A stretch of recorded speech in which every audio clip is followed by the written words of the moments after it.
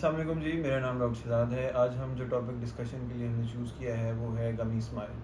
गमी smile या जहाँ पे बहुत ज़्यादा आपका जो मसूड़ा है, स्पेशली जो आपके सामने के दांत हैं, जब आप स्माइल करते हैं तो वो बहुत ज़्यादा नज़र आता है। उसको हम उर्दू में मसूड़े का ज़्यादा आना या अंग्रेज़ी में गमी स्माइल कहते हैं। अब इस गमी स्माइल के ऊपर क्या ट्रीटमेंट हो सकता है, इसका क्या इलाज है? कुछ लोगों को वैसे तो मैं आपको एक बात बताऊँ कि स्माइल जो है वो एक इंटीग्रल पार्ट है गम्स का। तो स्माइल जो है वो गम के बगैर नहीं अच्छा लगता। लेकिन कुछ लोगों में जब ये गम बहुत ज़्यादा नज़र आने लग जाए और दांत का हिस्सा कम नज़र आने लग जाए या दांत छोटा है और गम ज़्यादा नज़र आ रहा है तो वो बुरा लगता है। सो इस गमी स्माइल के ऊपर हम आज डिस्कशन करने लगे हैं। इसके ऊपर मैंने तकरीबन 5 इसके ट्रीटमेंट ऑप्शंस हैं। जिस भी मर्द या औरत में गमी स्माइल का इशू हो उसके लिए 5 ट्रीटमेंट्स मैं आपको सजेस्ट करता हूँ। So let's start with the first one. सबसे पहला ट्रीटमेंट जो गमी स्माइल का है वो है क्राउन लेंथनिंग। क्राउन लेंथनिंग क्या है? अगर हम उसको आसान लफ्ज़ों में देखें तो उसका मतलब है कि जो आपके दांतों का जो साइज़ है उसको हम बड़ा कर देंगे और जो आपका गम का साइज़ है वो कम हो जाएगा। वो किस तरह किया जाता है क्राउन लेंथनिंग? क्राउन लेंथनिंग जो है आपके गम को हम थोड़ा सा काट के तो उसकी जो शो है वो कम कर देंगे। वो 2 तरीके से हो सकता है। एक तो वो उसका इन्वेसिव तरीका ये है कि ब्लेड इस्तेमाल किया जाए।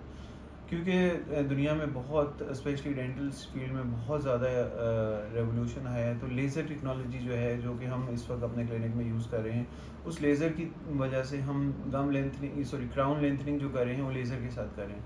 एक तो उसका फ़ायदा ये है कि बहुत ज़्यादा नॉन इन्वेसिव है, ना ज़्यादा ब्लीडिंग होती है, ना ज़्यादा पेशेंट को पेन होती है और कुछ ऐसे इंस्टेंसेस भी हैं कि हमें वहाँ पे गम को सुन भी नहीं करना पड़ता और पेशेंट का जो गम है वो 2 से 3 दिन के अंदर अपना दोबारा से पिंक रंग आ जाता है। सो ये क्राउन लेंथनिंग जो है वो बहुत नॉन इन्वेसिव प्रोसीजर है लेज़र के साथ। जो दूसरा तरीका मैंने आपको बताया है वो है स्कैल्पल या ब्लेड के साथ। वो तरीका थोड़ा सा एग्रेसिव है और उसके अंदर ये है कि टाइम भी ज़्यादा लगता है हीलिंग का और ये है कि पेशेंट के लिए थोड़ा सा अनकम्फर्टेबल भी होता है।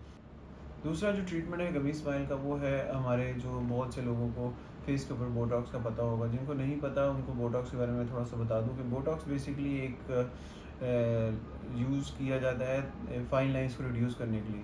इसका काम क्या होता है कि जो आपके फेस के मसल हैं उनको रिलैक्स किया जाए। सो बोटॉक्स को हम यूज़ करते हैं आपके लिप के ऊपर लगा के, लिप से ऊपर वाले मसल्स को रिलैक्स करके, ताकि जो आपका लिप है वो थोड़ा सा नीचे आ जाए और जो आपका गम है वो छुप जाए। जैसे कि मैं आपको इस वीडियो के अंदर ये तस्वीर दिखा रहा हूँ, इसके अंदर आप देख सकते हैं कि जब बोटॉक्स लगाया तो जो लिप का हिस्सा है वो नीचे आ गया।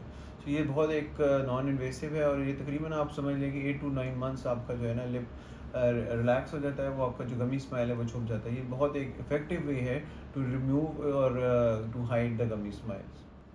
अब हम आ गए तीसरा तरीका गमी स्माइल को हाइड करने का। हमारे मुल्क में बहुत से लोग जो हैं लिप फिलर को नहीं जानते, लेकिन लिप फिलर जो बहुत सी ख़वातीन बाहर के मुल्कों में कराती हैं अपने लिप की शेप और उसके जो आप समझ लें कि अगर बहुत पतला लिप है उसको उसकी शेप बेहतर करने के लिए या उसका वॉल्यूम बेहतर करने के लिए।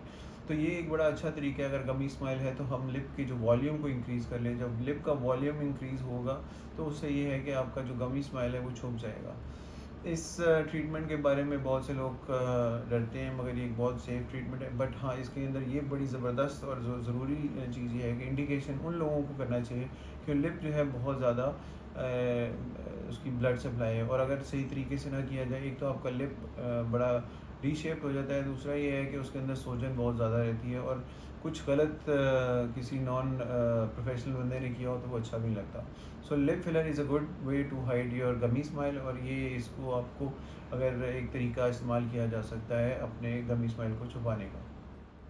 अच्छा, लिप चौथा जो वे है वो सिमिलर है जो हमने पहले क्राउन लेंथनिंग को डिस्कस किया था, लेकिन इसमें सिर्फ ये है कि अगर आपके दांत का साइज़ छोटा है और आपके गम का साइज़ बहुत ज़्यादा है तो इस एग्जैक्टली द सेम कि हम जो गम को रिमूव करके तो आपके दांत का साइज़ भी बड़ा कर रहे हैं। इसको हम समझ लें कि लिप लिफ्ट भी कह सकते हैं और सॉरी गम लिफ्ट भी कह सकते हैं।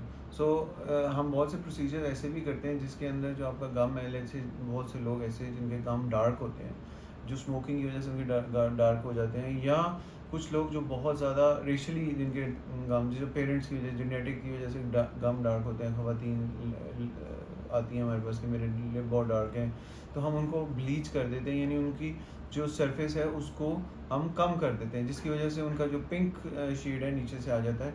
इसको गम लिफ्ट भी कह सकते हैं या आप समझ लें इसका वर्ड यूज़ भी होता है गम ब्लीचिंग भी। तो ये एक चौथा वे है to improve your gummy smile. Last और फिफ्थ जो ऑप्शन है गमी स्माइल को छुपाने की, वो है एक सर्जिकल या इन्वेसिव प्रोसीजर, जिसमें हम आपके जो लिप को इन्वेसिवली रीपोजिशन करते हैं। इसका मतलब ये है कि सर्जिकली इंटरवेंशन करनी है और लिप का जो पोजीशन है उसको सर्जिकली नीचे थोड़ा सा करके तो उसको परमानेंटली आप किया जाता है। ये बहुत से लोग और मेरे वो अपने मेरे ख्याल है कि सजेशन ये है कि इट्स इन्वेसिव प्रोसीजर, मगर अगर कोई बहुत ही फेस की रीपोजिशनिंग या फेस लिफ्ट कराना चाह रहा है और उसके अंदर ये प्रोसीजर किया जा सकता है, लेकिन सिर्फ लिप को रीपोजिशन कराने से कोई इतना मैसिव फ़र्क नहीं पड़ना। वो जो बाकी माइनर नॉन इन्वेसिव प्रोसीजर्स हैं उनसे काफ़ी इफ़ेक्टिव आपकी फेस लिफ्ट होता है। तो इसलिए मेरी सजेशन ये है कि जो लास्ट जो fifth way of getting your lip और गमी स्माइल इम्प्रूव, मेरा ख्याल है कि ये एक वे तो है, मगर ये बहुत से लोग इसको सोचते हैं कराने से पहले। So but this is the last way, I mean you can hide your gummy smile.